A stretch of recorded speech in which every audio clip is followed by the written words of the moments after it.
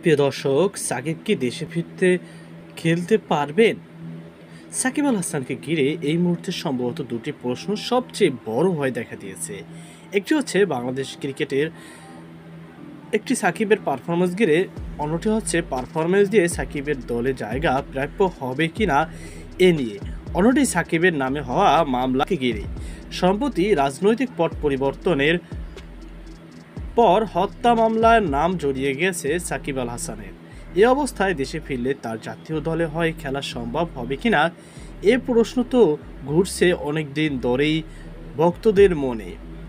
এ নিয়ে আজ মিরপুর সংবাদ মাধ্যমে কথা বলেছেন বিসিবির ক্রিকেট পরিচালনা বিভাগের ইনচার্জ সাবেক বাঁহাতি ওপেনার শাহরিয়ার নাফিস। তার মতে দক্ষিণ আফ্রিকার বিপক্ষে গড়ের মাঠে সিরিজে সাকিবকে খেলতে বাধা নেই।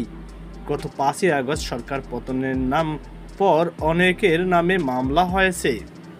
দ্বাদশ সংসদে নির্বাচনে মাগুরা 1 আসনের আওয়ামী লীগের নৌকাপতি নিয়ে নির্বাচিত সাবেক সংসদ সদস্য ছিলেন সাকিবের নাম। এক হত্যা মামলায় তখন থেকেই সাকিবকে ঘিরে প্রশ্ন, সাকিব দেশে ফিরতে পারবেন কিনা। সাকিবের নামে মামলা হওয়ার পর থেকে এ পর্যন্ত বাংলাদেশ দলে পাকিস্তানের মাটিতে 2 টেস্টের সিরিজ খেলেছে। এখন ভারতের মাটিতে 2 টেস্ট ও 3 টি-20 সিরিজ খেলছে।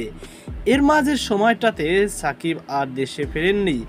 ইংল্যান্ডের কাউন্টি খেলতে সারের হয়ে খেলেছেন একটি ম্যাচ, কিন্তু ভারত সিরিজের পর বাংলাদেশের সূচিতে এর পরের সিরিজ তো দেশের মাটিতে হবে, দক্ষিণ আফ্রিকার বিপক্ষে।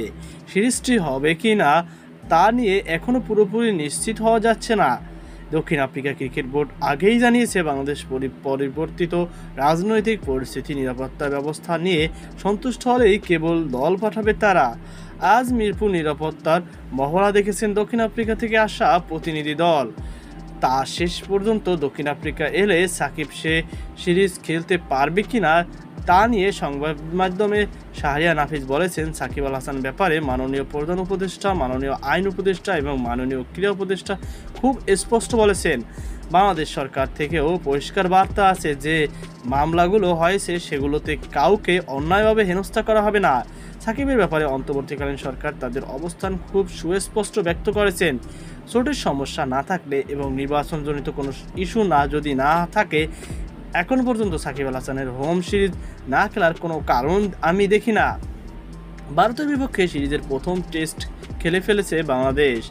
দ্বিতীয় টেস্ট শুরু হবে আগামী শুক্রবার 27শে আগস্ট। এরপর 3টি টি-20 সিরিজ 6 অক্টোবর শুরু হয়ে শেষ হবে 12ই অক্টোবর। এরপর সূচি অনুযায়ী দক্ষিণ আফ্রিকার বিপক্ষে দেশের মাটিতে বাংলাদেশের 2 টেস্টের সিরিজ শুরু হওয়ার কথা 21শে অক্টোবর। ঢাকায় সেদিন শুরু হবে প্রথম টেস্ট, দ্বিতীয় টেস্ট শুরু হওয়ার কথা 29শে অক্টোবর চট্টগ্রামে। তো প্রিয় দর্শক, এই ছিল আমাদের সর্বশেষ আপডেট। এই বিষয়ে আপনার কি মতামত অবশ্যই কমেন্টে জানাবেন। আজকে পর্যন্তই, আল্লাহ হাফেজ।